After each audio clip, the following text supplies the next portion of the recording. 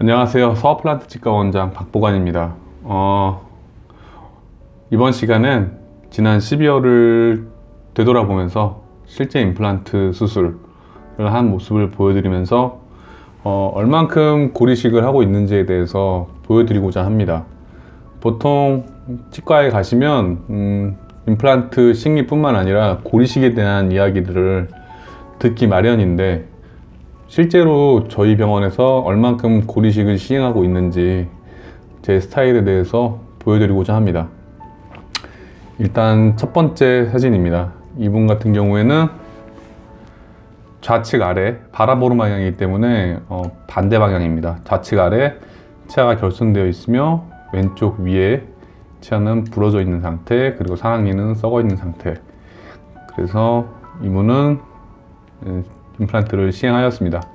그래서 여기 이렇게 하치주신경이 아래 지나가고 있고 발치한 지 시간이 3개월 이상 경과된 상태였기 때문에 엑스레이 상으로는 살짝 뼈가 없는 모습이 보일 수도 있기는 하지만, 이는 뼈가 초기에 이제 생겨난 형태로서 엑스레이 방사선상으로는 뼈가 살짝 없어 보이긴 하지만, 실제로는 열었을 때 충분히 뼈가 차오를 거를 예상할 수 있는 부분이 있기 때문에 이렇게 임플란트를 식립하였고, 그 위에 2차 수술까지, 나중에 이 2차 수술 머리 부분은 나중에 치아로 바뀐다고 보시면 됩니다. 그래서 고리식 없이 이분은 고리식을 하지 않았습니다.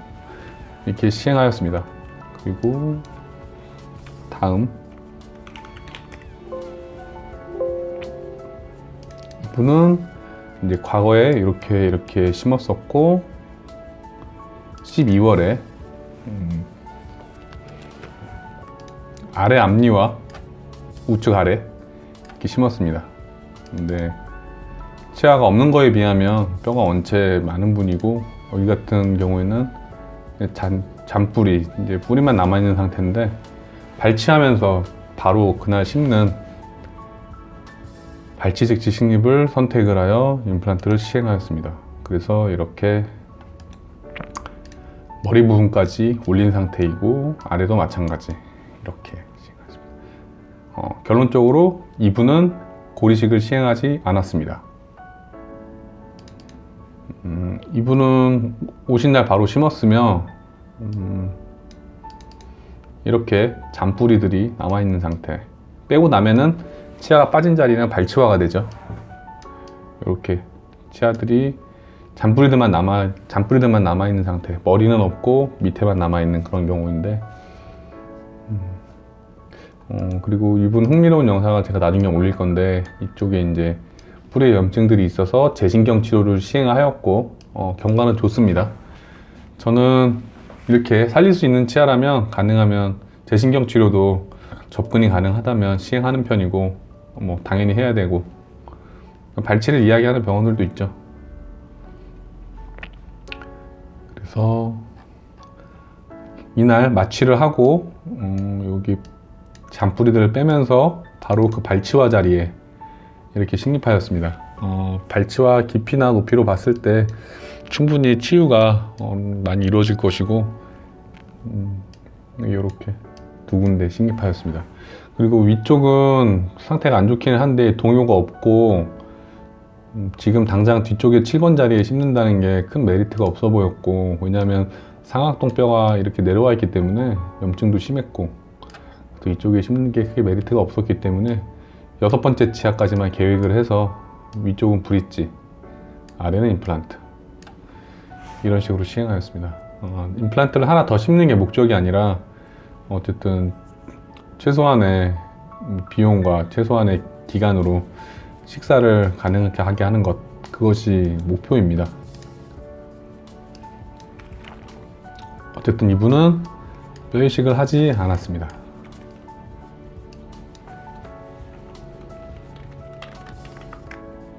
그 다음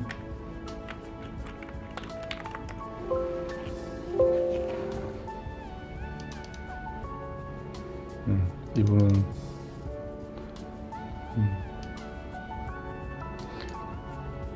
기존에 있던 치아들이 잇몸이라든지 치주에 문제가 있어서 틀니를 하셨던 케이스인데, 원래는 틀니를 하고 계셨는데 틀니를 다시 제작하는 것보다 자연치를 발치를 하고 임플란트를 심는 게 더 예지성이 있겠다 생각이 되어서 여기 자연치 발치하고 발치한 자리에 임플란트 심고 그 뒷자리에 6번째까지 이렇게 해서 4번, 6번으로 해서 연세가 많은 분이기 때문에 다시 틀니는 별로 하고 싶어 하지 않으셨습니다. 그래서 여기 이렇게 임플란트를 2개 심었고, 이분은 발치와 자리가 약간 부족해서 고리식을 조금 하셨습니다. 근데 저희가 이분은 보험 임플란트였고 했기 때문에 별도로 비용을 차지하진 않았습니다. 그러니까 결론적으로 고리식은 했지만 비용은 받지 않았다. 물론 뼈이식이 많이 들어간다면 비용이 차지되는 부분이 있기는 한데 어쩔 수 없는 부분이고. 그리고 다음 분 보여드리겠습니다.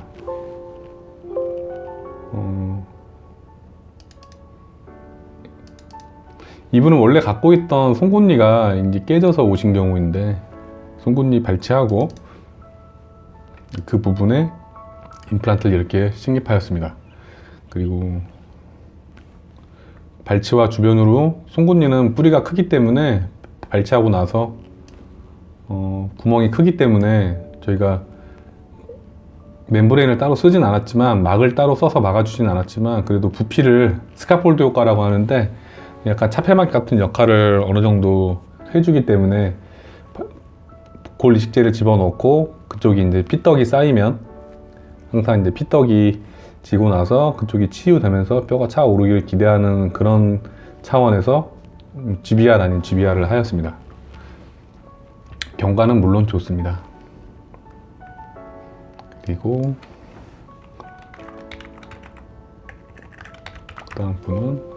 그 다음 분은 상악동 거상술을 동반한 케이스인데, 원래 이분이 갖고 있는 뼈 모양이 이렇게 되어 계십니다. 이렇게 염증도 심했고, 그래서 이게 뼈가 넘어가는 부분이 있기 때문에 임플란트가, 그래서 뼈 이식을 이렇게 했고 이렇게 해서 임플란트를 식립하였습니다. 상악동 거상술인데 보통 뭐 윈도우 테크닉이라고도 하고, 옆으로 구멍을 내서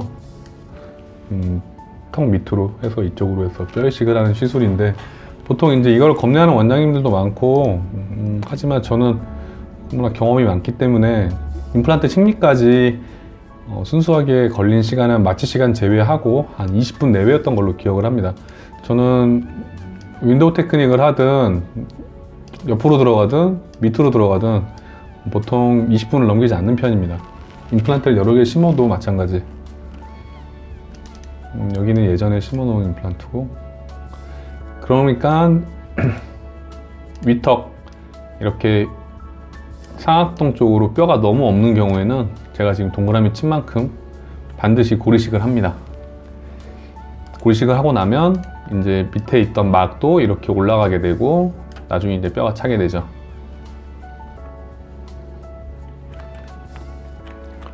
다음 보여드리겠습니다.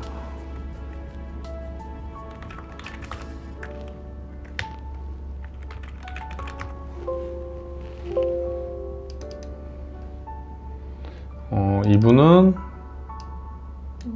뼈가 이만큼 있는데 수직 접근법, 아래에서 접근하는 방법으로 해서 고리식은 받지 않았습니다. 고리식은 하지 않았습니다.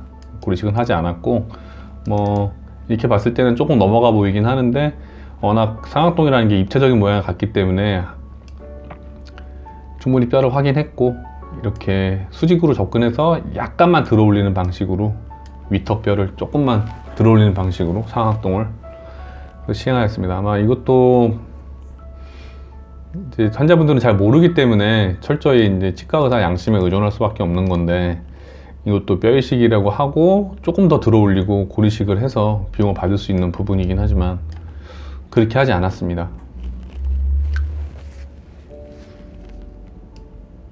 뭐 모든 원장님들이 그렇게 한다는 건 아니고. 그리고 그 다음은